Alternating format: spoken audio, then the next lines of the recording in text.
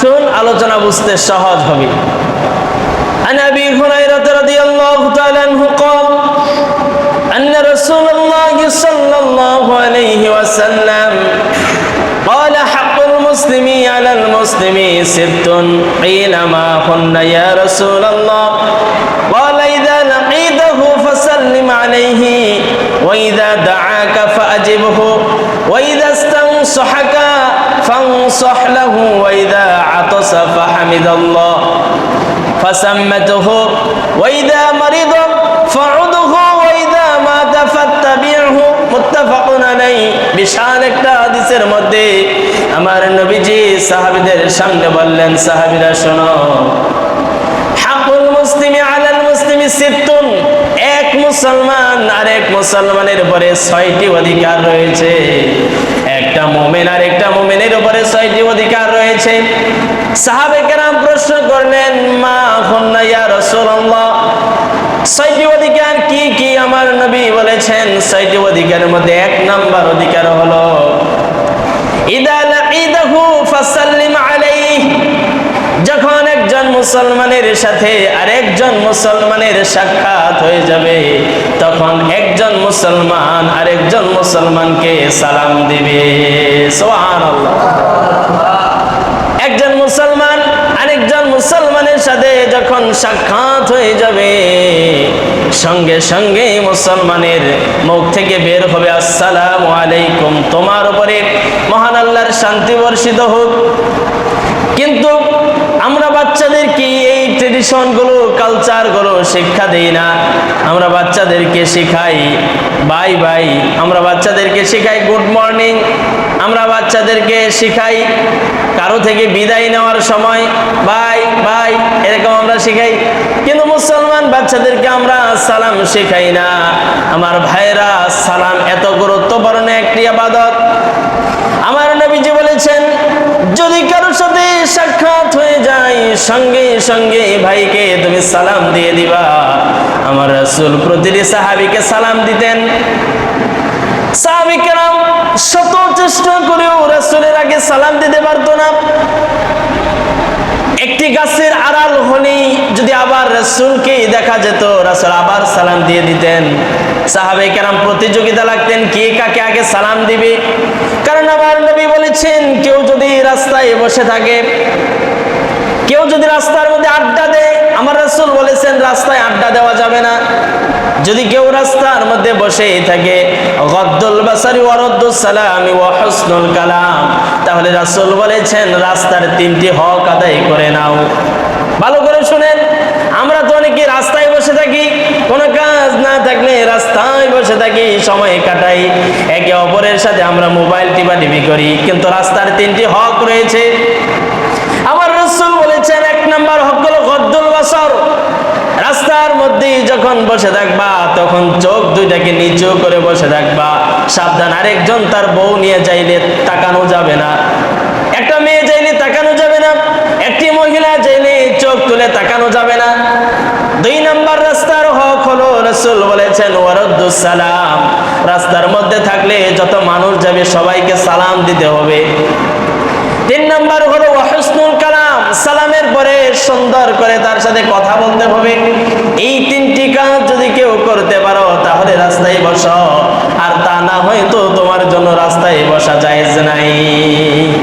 আমার ভাইয়েরা, রাস্তার মধ্যে যদি আপনি বসে থাকেন, কেউ যদি যায়, তাহলে আপনাকে মহিলা মানুষ জেলে আপনাকে চোখ দুটি নামিয়ে রাখতে হবে, নিম্নগামী করতে হবে, আর অপরিচিত পরিচিত সবাইকে সালাম দিতে হবে।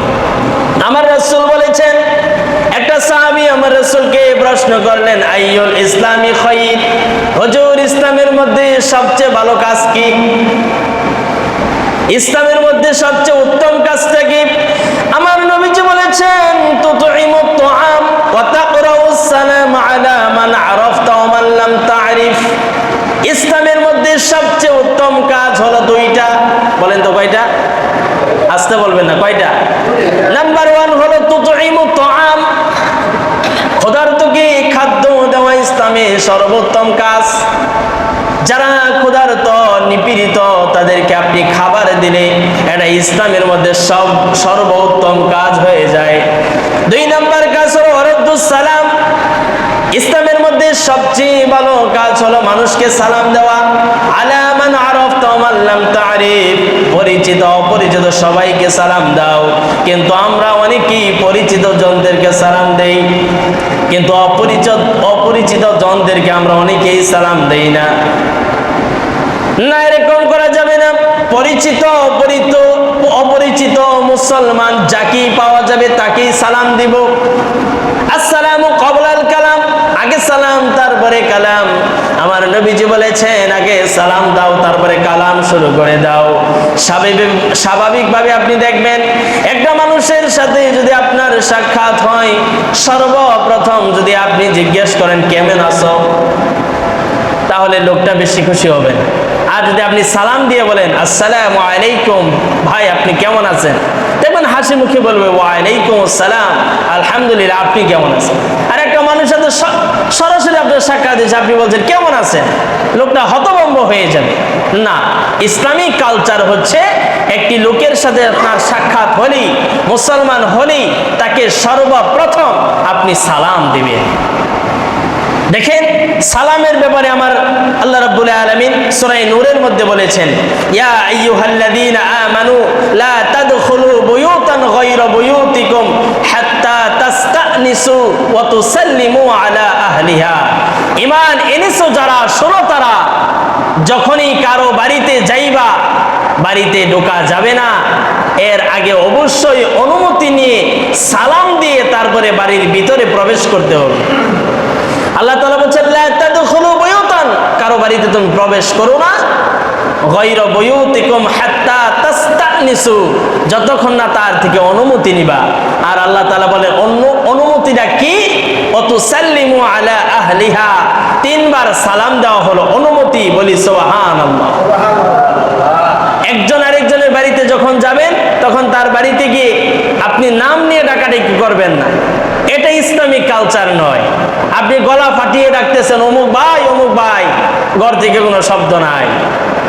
আপনি যদি বাহির থেকে সালাম দেন আসসালামু আলাইকুম, একবার দিলেন উত্তর নাই, আরেকবার দিলেন উত্তর নাই, আরেকবার দিলেন উত্তর নাই, রাসূল বলেন তুমি তার বাড়ির দরজা থেকে চলে যাও, তার বাড়িতে উকি মারার কোনো অধিকার তোমার নাই। সাবধান, কারো বাড়িতে উকি দিবেন না। এক সাহাবীকে আল্লাহ রাসূল বললেন সাবধান, তুমি ঘরে উকি দিবা না। তো সাহাবী বললেন হুজুর আমার মায়ের ঘরে কি আমি উকি দিব না? রাসূল বললেন তোমার মাকে কি তুমি উলঙ্গ দেখতে চাও? তোমার মাকে তুমি বিবস্ত্র দেখতে চাও? বলে না, আমি দেখতে চাই না। বলে তাহলে তুমি তোমার মায়ের ঘরে প্রবেশ করলো, তুমি অবশ্যই তোমার মায়ের ঘরে তুমি অনুমতি নিবা। এটাই হলো ইসলামিক কালচার, এটাই হলো ইসলামের নির্দেশনা। আমার ভাইয়েরা, এগুলো আমরা অনেকেই জানি না, এগুলো কোট করে নেবেন। কারো বাড়িতে যাওয়ার পরেই নাম ধরে ডাক দিবেন না, সালাম দিবেন তিনবার। তারপরে যদি সারা শব্দ পাওয়া যায় তাহলে ঢুকবেন, আর না হলে আপনি বাড়ির বাহির থেকেই চলে আসবেন। লক্ষ্য করে দেখুন, সালাম এরকম একটি ইবাদত, সালাম এরকম একটি অভিবাদন যা আমাদেরকে বিস্ময় করে দেয়, যা আমাদেরকে অবাক করে দেয়। এই তো লেটেস্ট একটি নিউজ হচ্ছে, কিছুদিন আগে ইউরোপ কান্ট্রিতে একজন মহিলা, সে নতুন মুসলমান হয়েছে, প্র্যাকটিসিং মুসলিম, সে চাকরি করত, আইসক্রিম কোম্পানিতে চাকরি করত। তো প্র্যাকটিসিং মুসলিম হিসেবে সে সবাইকে সালাম দিত। তো মহিলাটার পদ ছিল সুপারভাইজার। আর সুপারভাইজার মানে আপনারা অনেকেই জানেন যে সবার আগে ঢুকতে হয় আর সবার পরে বের হতে হয়, এর নাম হলো সুপারভাইজার। তো মহিলাটা প্রতিদিন যখন অফিসে প্রবেশ করত তখন দারোয়ানকে সে সালাম দিত, আবার যখন ব্যাক করতো, বের হতো, তখনও দারোয়ানকে সালাম দিত।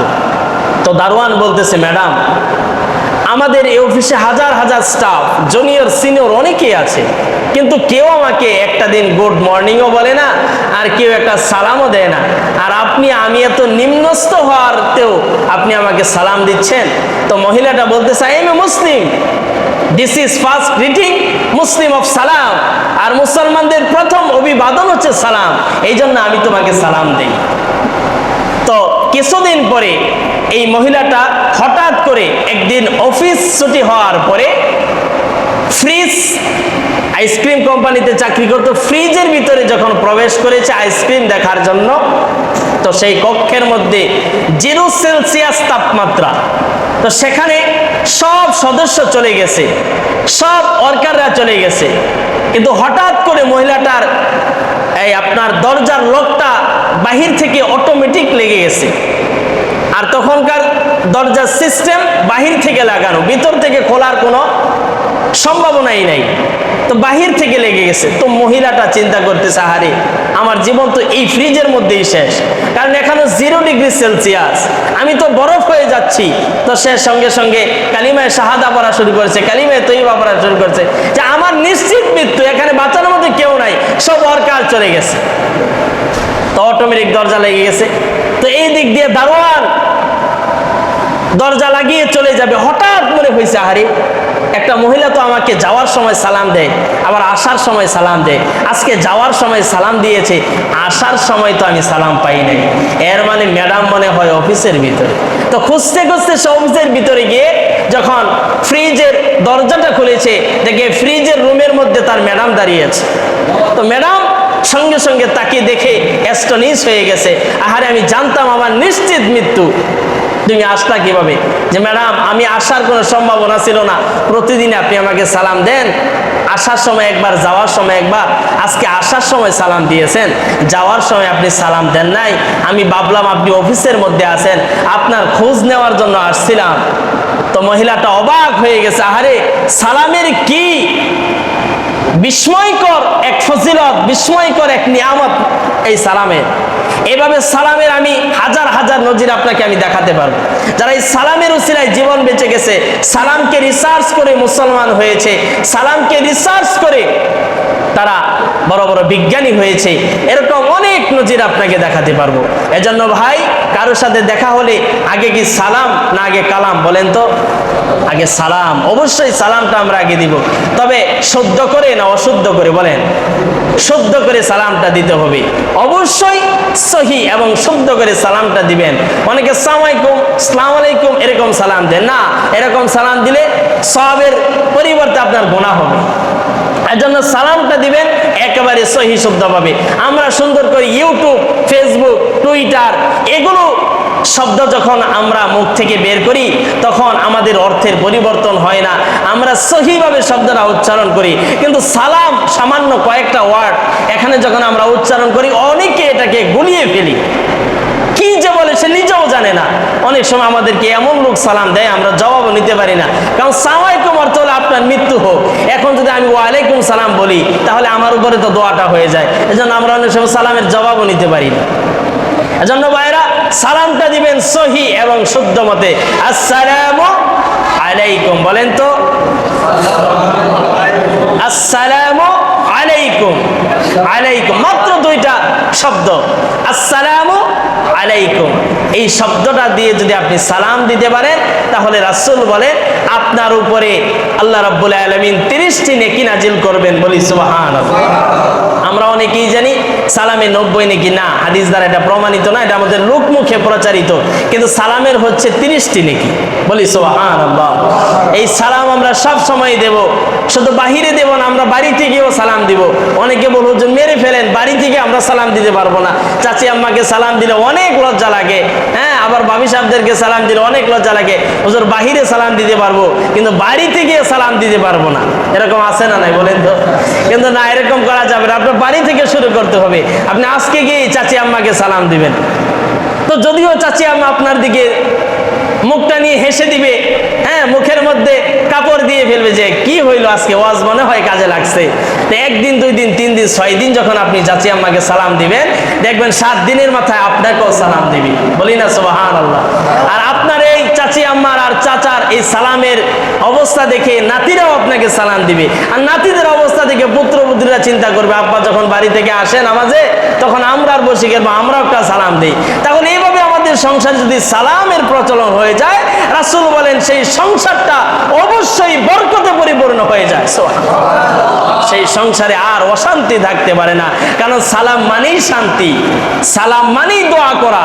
তো সালাম দিচ্ছি আর অপর ভাইকে আমি দোয়া করে দিচ্ছি। আমার ভাইরা এই জন্য বেশি বেশি সালাম দিবেন, বড় ছোটকে সালাম দিবেন, ছোট বড়কে সালাম দিবেন, অফিসের কর্মচারী তার বসকে সালাম দিবে, বস কর্মচারীকে সালাম দিবে, হ্যাঁ, এরকম ভাবে ইমাম সাহেব তার মুক্তাদিরকে সালাম দিবে, মুসল্লিরা তার ইমামকে সালাম দিবে। এইভাবে আমরা প্রতিটি সেক্টরে সেক্টরে যখনই দেখা হবে তখনই আমরা আগে কালাম না সালাম বলেন, আগে সালাম দেব ইনশাআল্লাহ। আল্লাহ তাআলা আমাদেরকে এই আমলটা ধারণ করার তৌফিক দান করুক বলে আমিন। বলছিলাম মুসলমানের উপরে 6টি অধিকার। 1 নাম্বার সাক্ষাৎ হলেই কি বলেন না, সাক্ষাৎ হলেই সালাম। 2 নাম্বার মুসলমানের উপরে অধিকার হচ্ছে, হক হচ্ছে ওয়াইদা দাআকা ফাজিবহু, যখন কোন মুসলমান আপনাকে দাওয়াত দিবে তখন সেই দাওয়াতকে ডিনাই করা যাবে না, সেই দাওয়াতকে আপনাকে এলাও করতে হবে, সেই দাওয়াতটাকে আপনাকে গ্রহণ করতে হবে, কবুল করতে হবে।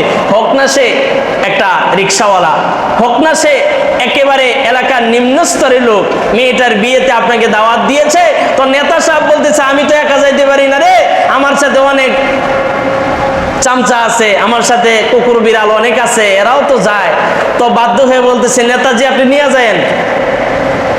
তো 7, 8, 10 জন তার চামচা সহ নেতা খায়া তারপরে 1000 টাকা দেয়, এমন আছে না নাই বলেন তো? এটা জুলুম। আপনি দাওয়াত দিছে একা, আপনি যাবেন 4 জন, এটা জুলুম পাইছেন নাকি?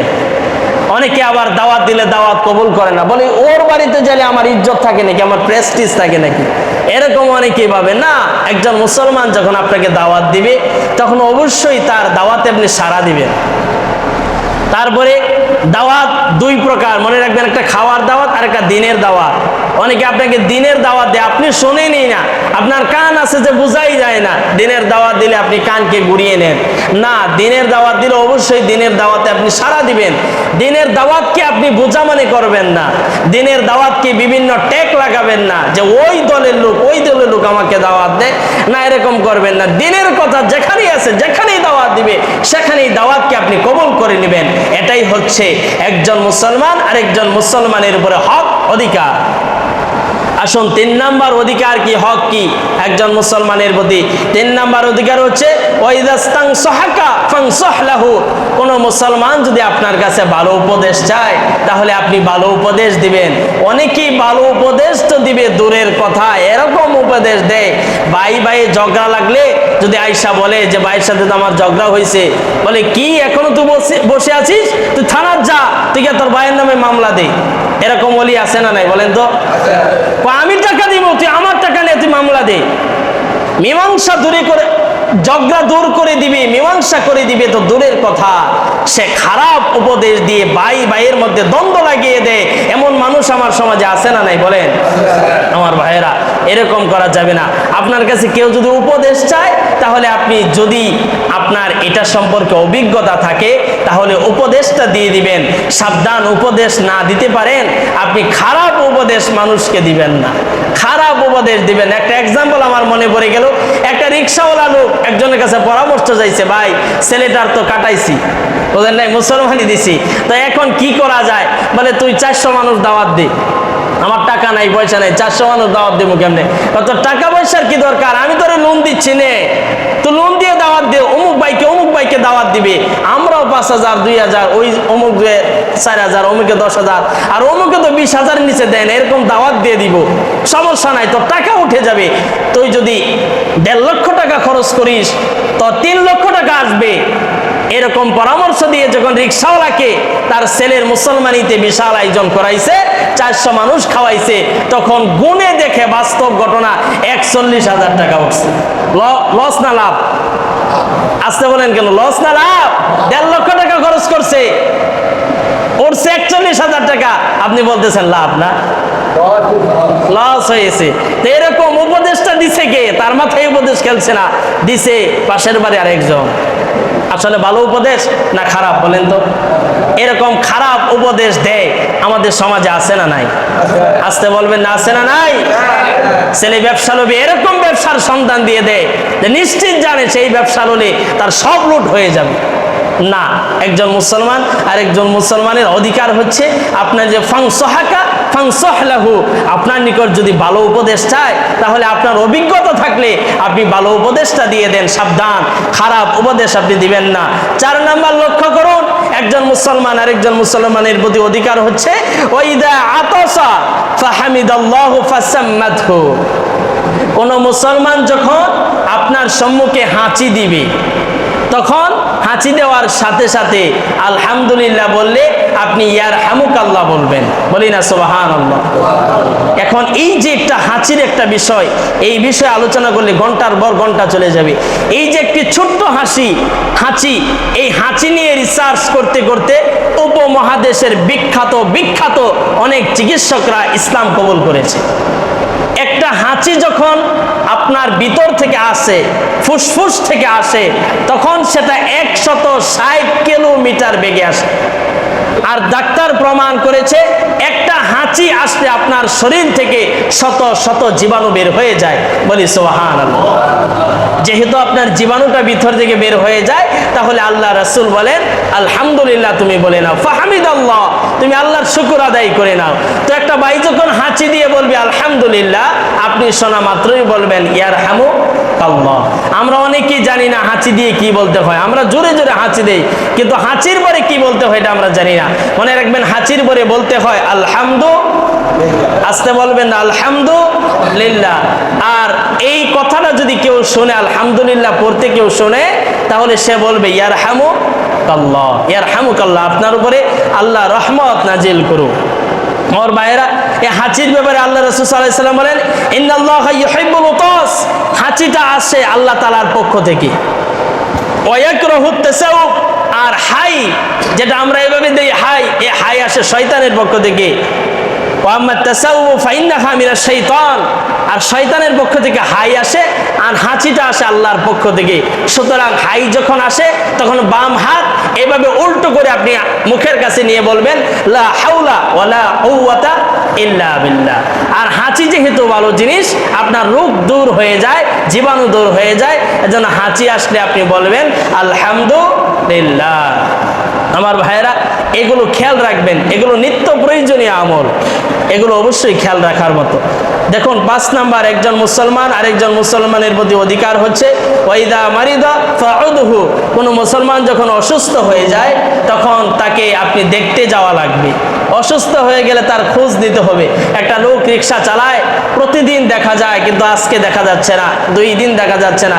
আপনি খোঁজ নেন সে কি অবস্থায় আছে, তার বাড়িতে যান। আপনি মনে করছেন তার বাড়িতে যাইলে আপনাকে 5 কেজি ফল নিয়ে যেতে হবে, আপনি এটা মনে করেন। একটা গরিব মানুষ 5 কেজি ফলের চাহিদা পূরণ করে একটি ফল নিলে, আপনি বাজার থেকে যদি একটি আপেল কিনে নিয়ে যান, যে ভাই তোমাকে দেখতে আসলাম, তোমাকে অনেকদিন দেখি না, শুনছি তুমি অসুস্থ, তোমার জন্য একটি ফল নিয়ে আসছি, দেখবেন 5 কেজি ফল আনলে যা না খুশি হবে, একটা ফল নিলে তার চেয়ে বেশি খুশি হবে। এজন্য রোগী দেখতে খালি হাতে যাবেন না, যা আছে সামনে আপনি নিয়ে যাবেন। আর তার মাথার কাছে গিয়ে আপনি হাত বুলিয়ে দিয়ে বলবেন ভাই তোমার যে রোগ হয়েছে তুমি টেনশন করিও না, এর চেয়ে বেশি রোগ, এর চেয়ে তীব্র রোগ রোগী ভালো হয়ে যায়, তোমার যে রোগ হয়েছে আল্লাহর উপরে ভরসা রাখো, আল্লাহ তোমাকে মাফ করে দিবে। এরকম ভাবে আপনি শক্তি সাহস দিবেন, রোগী দেখতে যাবেন। একজন মুসলমান আরেকজন মুসলমানের উপরে 6 নাম্বার লাস্ট অধিকার হচ্ছে, রাসূল বলেছেন ওয়াইদা মাতা ফাত্তাবিহু, কোন মুসলমান যখন মারা যায় তখন তার জানাজার মাঠে উপস্থিত হয়ে যাও, বলি সুবহানাল্লাহ। রাসূল বলছেন কেউ যদি জানাজার মাঠে উপস্থিত হয়, জানাজা পড়ে, তাহলে তার জন্য 1 কেরাত পরিমাণ সওয়াব, আর কেউ যদি দাফন কাফন করে তার জন্য 2 কেরাত পরিমাণ সওয়াব। সাহাবী কেরাম আরজ করলেন ইয়া রাসূলুল্লাহ কেরাত কি জিনিস? রাসূল বলেন 1 কেরাত মানে উহুদ পাহাড় পরিমাণ সওয়াব, বলি সুবহানাল্লাহ। জানাজার মাঠে উপস্থিত হইলেই উহুদ পাহাড় পরিমাণ সওয়াব আপনার আমার আমলনামায় যিনি দিবেন তিনি কে? আল্লাহু আকবার। এজন্য মুসলমান ভাই মারা গেলেই আপনি জানাজা উপস্থিত হবেন। এখানেও আমাদের অনেক রাজনীতি চলে, দলের লোক মারা গেলে আমরা জানাজায় যাই, আর বিরোধী দলের মানুষ মরলে আমরা জানাজায় যাই না। আছে না নাই বলেন তো? দলের লোক মারা গেলে ওই সুপ্রিম কোর্ট থেকে লোক চলে আসে, ওই গণভবন থেকে লোক চলে আসে, কিন্তু বিরোধী দল সাধারণ মানুষ মারা গেলে ওই নেতা সাহেব আর আসে না। না, এগুলো করা যাবে না, এই অহংকার করা যাবে না। মুসলমান ভাই মারা গেছে, আপনি সময় সুযোগ থাকলে অবশ্যই তার জানাজার নামাজে আপনি উপস্থিত হয়ে তার মাগফিরাতের দোয়া করবেন। এটাই হলো একজন মুসলমান আর একজন মুসলমানের প্রতি অধিকার, হক। আমরা আলোচনা করেছিলাম একজন মুসলমান আরেকজন মুসলমানের প্রতি 6টি অধিকার, 6টি হক। কেউ যদি আদায় না করে সে গুনাহগার হবে। নাম্বার 1 হলো কোন মুসলমানের সাথে সাক্ষাৎ হলেই সালাম দিবে। নাম্বার 2 হলো কোন মুসলমান যদি দাওয়াত দেয় তাহলে সেই দাওয়াতে সাড়া দিতে হবে। নাম্বার 3 হলো ভালো উপদেশ চাইলে তাহলে ভালো উপদেশ দিতে হবে। নাম্বার 4 হচ্ছে কোন মুসলমান যদি হাঁচি দেয় জবাবে ইয়ারহামুকাল্লাহ বলতে হবে। 5 নাম্বার হচ্ছে কোন মুসলমান যদি অসুস্থ হয় তার বাড়িতে গিয়ে খোঁজ খবর নিতে হবে।